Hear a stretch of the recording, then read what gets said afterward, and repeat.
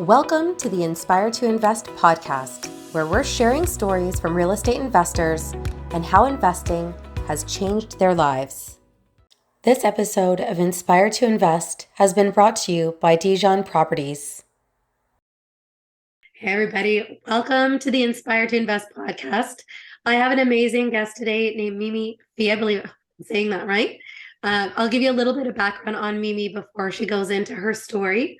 But to give you some background, she has a bachelor's in finance, and then she did a total 180-degree spin and found herself in construction. So she's actually the CFO of Honeybee Development Group. She's the owner of Honeybee Homes, and she's also the CEO of Tree Life Investment Group Mutual Fund Trust, which manages more than $500 million in development projects across Canada. And as if she doesn't have enough on her plate, she also has 3 children, some cats, and somehow she squeezes in gardening in her spare time. So without further ado, welcome Mimi to Inspire to Invest. How are you today? Thank you so much, Serena, for having me. It's such an honor to be in your podcast. So I'm very grateful for that. Thank you. Thank you. And you sound like so much better than I do, of course. So that's okay. I actually think it's quite cool. You should just sing some karaoke. Oh, there we go. Yeah, well, I just didn't want to cancel on anybody, of course. I feel like you just got to show up, right? So no worries. We'll get right into it. So you did mention that you had the bachelor in finance, but just to take people back, like what did life look like before real estate for you? Like how did you end up, in this crazy role? You've got 3 companies on the go, I just wanted to kind of take it back to where it all began. It's funny actually, because in my early 20s, my life goal was to be a young mom. There's lots of really ambitious, motivated 20-something-year-olds. I was chasing boys in my early 20s. I had a corporate job. I went to school. I have a bachelor's in finance. So I was doing the grind, like going through the motion. Yeah. And what happened was I met my husband. And funny enough, wasn't through chasing boys. We were actually introduced by our parents. So it was not an arranged marriage, but we got arranged. And my mother-in-law was the one that got me into real estate. Wow. She always told me that money needs to move. And by the time when we got married, I planned the wedding. I did all the decorations myself. Yeah. It was a shoestring budget, but we took some of the money that we got from the wedding and we put it into 2 pre-sale condos. So that's how our journey began. And how I got into construction is actually even crazier, because on our first date, I told my husband I wanted 3 kids before 30. And he was like, okay, ready to go. And so we had 3 kids. And unfortunately, back in the day, there wasn't such thing as remote working. There wasn't even job sharing where I worked in the corporate world in banking. So by necessity, I had to quit my job because I had 3 kids in daycare. I had to transit downtown to work, and sometimes the SkyTrains didn't work. So I would constantly be late to pick up my kids. Yeah. And so I said, you know what, I have to quit this job. I had a bunch of side hustles before deciding to build our own house. Yeah. And that was because our old house had a lot of mold in it, and my daughter and she was a baby, so there was a lot of eczema in the babies. And so my husband said, you know what, let's just build it. I'm really busy. You go do it. Sure, no problem. Okay. It was $100,000 to hire a project manager at the time. Yeah. And I said, you know what, I'm doing like side hustles anyways. So if I could save us 100,000, that would be 100,000 really income for us. Yeah. So that's a pretty good income. So I went and I got the owner builder training. I passed the test because I love to study, and away we went. Throughout that process, we met a lot of really good people, got a lot of clients, and I went on to get my full-on builder's license, got the construction company going. Now, how long ago was that? That was in 2018. Okay, so it wasn't that long ago. No, so then did you just make that transition, like you were building your own house? So then how did it work that you then started to take on these other projects? So I guess in the construction industry, especially just, even just 5 years ago, it was still very much an old boys club. And because I was a professional, I was able to do budgets, I was able to communicate, and I knew finances and numbers. So Yeah. I felt myself in a really cool niche, one being female, two being able to manage customers' expectations and help. It started off with friends and family. So helping friends and family do the budgeting, telling them, walking them through what that construction process looked like, because to me, it was very new as well. So I knew how to put construction into English Yeah. for a lot of people. And so people really enjoyed that. And I earned a lot of respect from my trades. It's a different style of management. Being a female, we can't go head to head in terms of ego. So uh, we had a really, really good team. So I was very, very fortunate enough to have a lot of support and a lot of really, really great clients. Awesome. No, I mean, it's only been 5 years. So you've grown like these companies quite quickly. When you Mhm. look now back at the last 5 years, what do you think is your greatest success in your mind out of everything? That's a very good question. I want to say there's two things, and I'll explain why. The first one is always the people. So establishing that the relationships, your network is your net worth. So I couldn't have built my construction company without the great trades, without the great professionals, the engineers, my mentors that have helped me. And it's the same with the development company and the mutual fund trust. We have a Mhm. fantastic team back behind us, lawyers, accountants. And it's always treating people with kindness and respect, right? I mean, if you treat somebody the way you want to be treated, they want to help you, Yeah. vice versa. So that's what's been really able to help us grow. And the second thing that I think is also really important is becoming a small business owner is very different than being an employee where you're just working a 9 to 5. I read a book somewhere, I don't remember from which book, but they were saying all entrepreneurs are psychologists, not by interest, but by necessity. Mhm.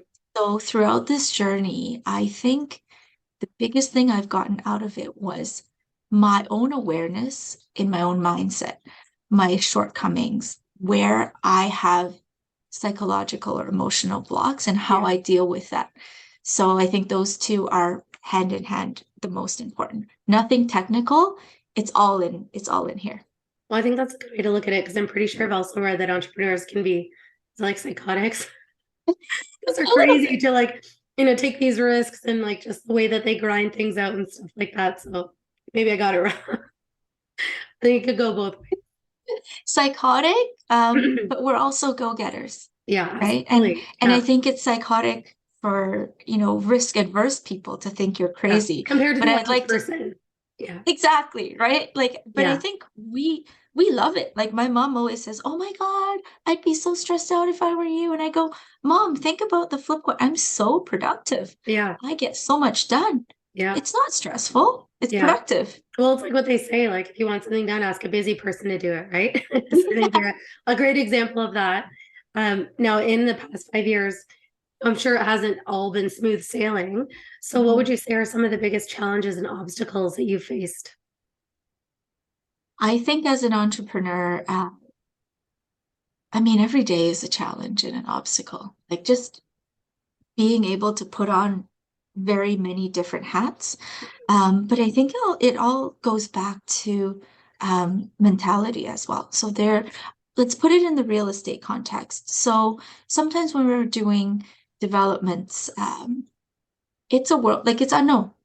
No matter how well you do your pro formas and you have, all of the experience and the pricing, there are still things that could go wrong, and Yeah. sometimes they do. So having the stomach to say, I believe in this project and I'm gonna jump forward.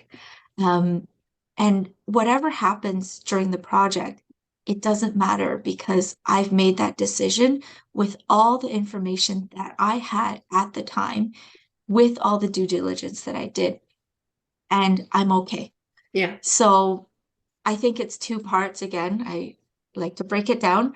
Number one is taking the leap of faith in something that you truly believe in Yeah. and being able to go, and jump, because you will see the biggest payouts when you take the risk, right? But it's calculated risk. Yeah. Sometimes you miss the due diligence, and there's no point in kicking yourself and saying, oh my God, I'm so stupid. I'm going to be paralyzed in fear or anxiety or stress moving forward.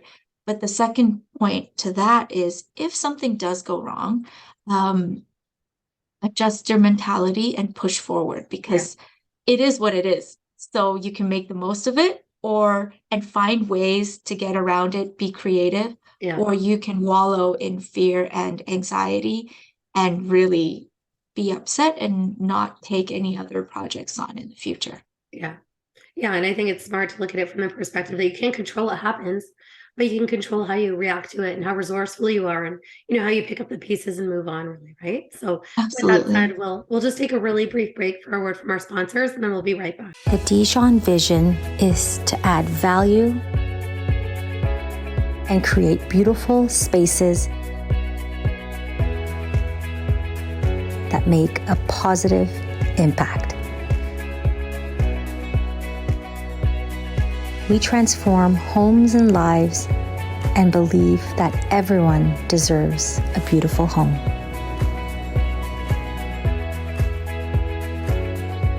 Thanks again for following along with this episode of Inspired to Invest.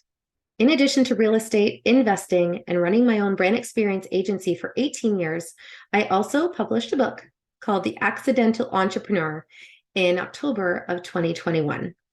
This is my story, and it chronicles how I turned tragedy into triumph to embrace my destiny in entrepreneurship.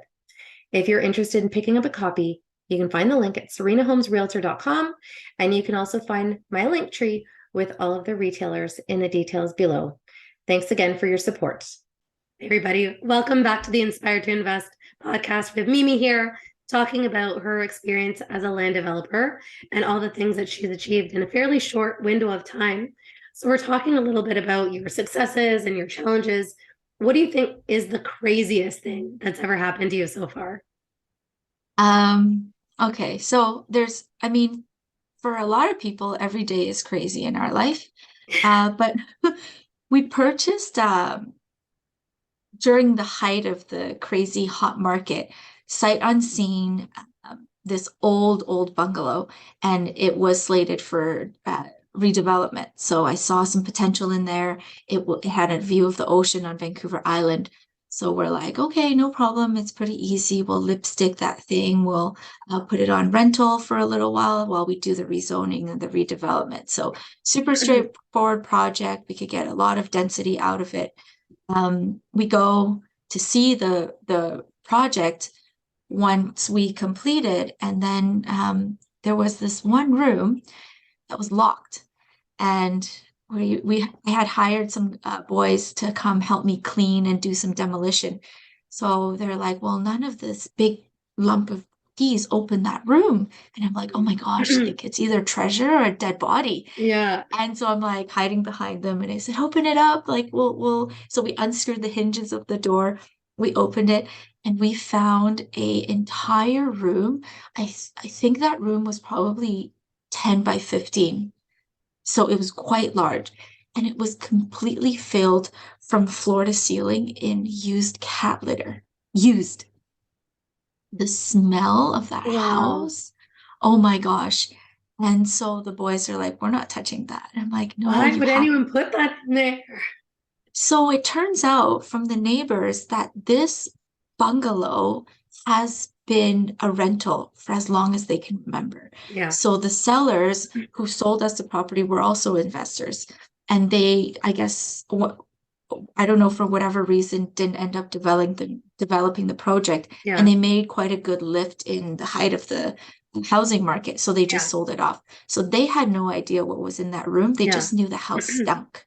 And so we thought it was the dog, but it was actually a room full of cat litter. Wow. So the boys got their nose plugs, they got the masks and like hazmat suits, and we went and we swept the poo off the ground. It was a fun one. So I would say that one so far has been the craziest, but we've had people cooking meth in our Airbnbs.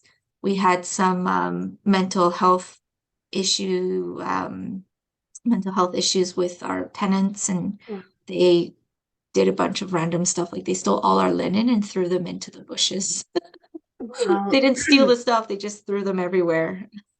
So bizarre. Yeah, I mean, there was someone I was talking to recently, and they had, a bit of a weird situation with their tenants as well from their short-term rental, that the cleaner went and there was vomit everywhere. And instead of doing the dishes, they threw the dishes out. There's some like a window cracked and like different things. So you just, it's all part of it, and taking it in stride, at the end of the day, like, I guess if it's really bad, that's what insurance is for. But better than a dead body. So I just have to say that. Exactly. Better than a dead body. I'll take anything over that.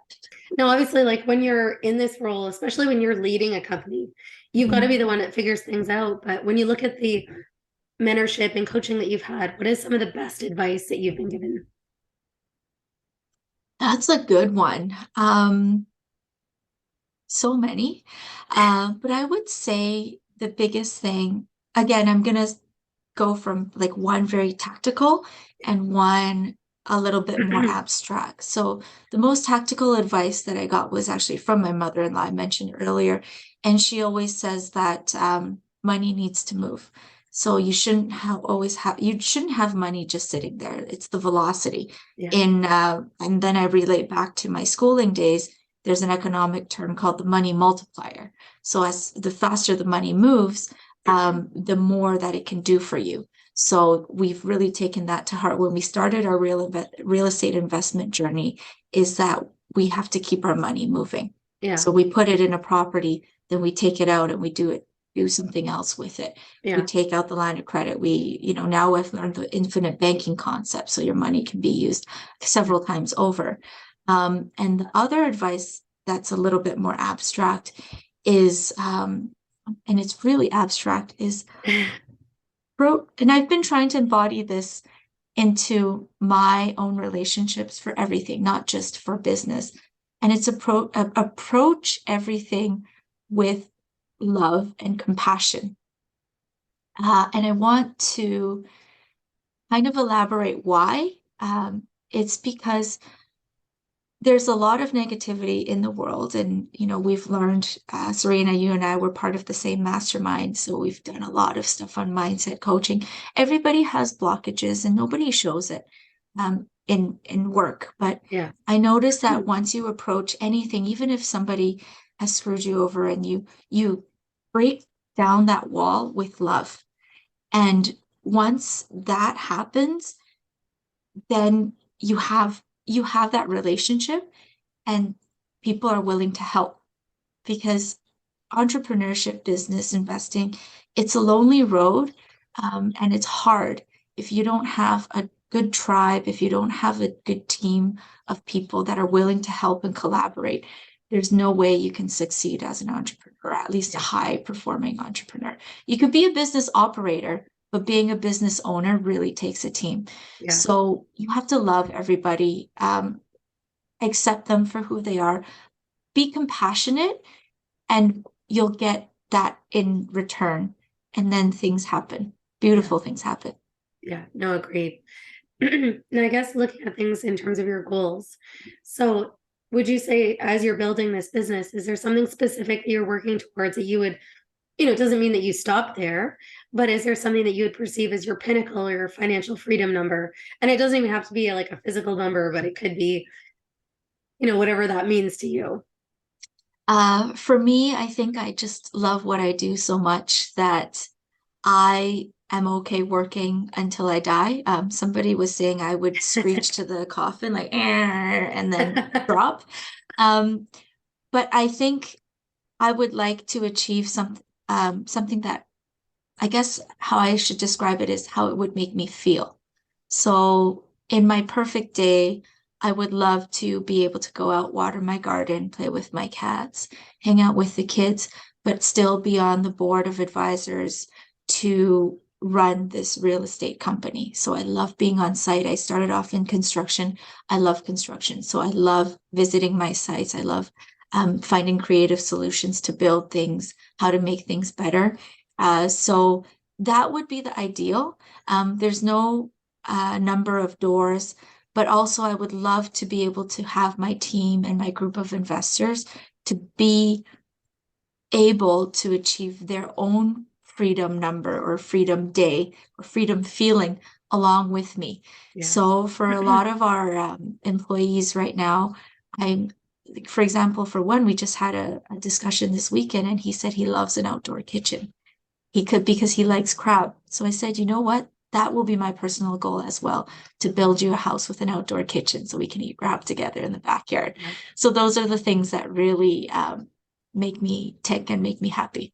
Yeah, that's amazing. And I think that's even how you build the type of company where people stay with you for 20 years, right? Like it's something that people become so attached to, just the entire environment and how you are as a leader. So I think that's really inspiring. And with that said, in terms of quotes and inspiration, what is it that motivates you the most when you think of like one quote that really resonates well with you? I have a quote since I was maybe 17 or 18, and it's something that I think is very relevant to now. So the quote, I don't remember who said it, so if you know, please let me know. It's called, I identify myself as a peach. So I'm a sweet peach with a hard pit. And I think it's very, very applicable in the construction industry, because there's a lot of females doing it right now, but it's still the minority. So using feminine energy is actually an advantage, in my opinion. So I'm a fuzzy, soft, beautiful peach on the outside, but my core values are strong. Yeah. Very, very strong and solid. You think that I'm vulnerable, you think that I'm weak, but as soon as you get to know me, you know that I'm not. And I like to keep it that way. I don't need to go out and guns blazing. I've done that, and it doesn't work. Yeah, and it's probably not true to your authentic self and how you want to be and show up. So I think that's smart, just to stay true to yourself in that way. But just in the time I've had to get to know you, I'd have to say that that's pretty bang on. Now, for anyone else that wants to get to know you, what's the best way for people to find you and get a hold of you? The best way is to visit our website, www.honeybeedevelopment.com. There's a link to the construction portion of of our operations in there as well. But the thing is, we only do physical construction in Vancouver, BC, in the Lower Mainland. Follow us on Instagram, honeybee.development. Awesome. So we'll include that in the details below. Thank you for coming on to the show today, of course. And for anyone watching, if you like what you've just seen, minus my voice, please make sure you subscribe and you're following along at Inspired to Invest podcast. And always remember, when you invest in yourself, the sky's the limit. Thank you again for tuning in. Thank you, Serena. Thank you, everyone. Bye. Thanks again to our sponsor, Dijon Properties, for bringing us this episode of the Inspired to Invest podcast. The views represented on this podcast are for general information only and does not constitute investment or other professional advice or an offering of securities. The host and guests featured on Inspired to Invest make no representations as to the performance of any particular investment. Should you decide to make an investment, you are responsible for conducting your own review and analysis. It is recommended that you obtain independent legal, accounting, and tax advice from licensed professionals.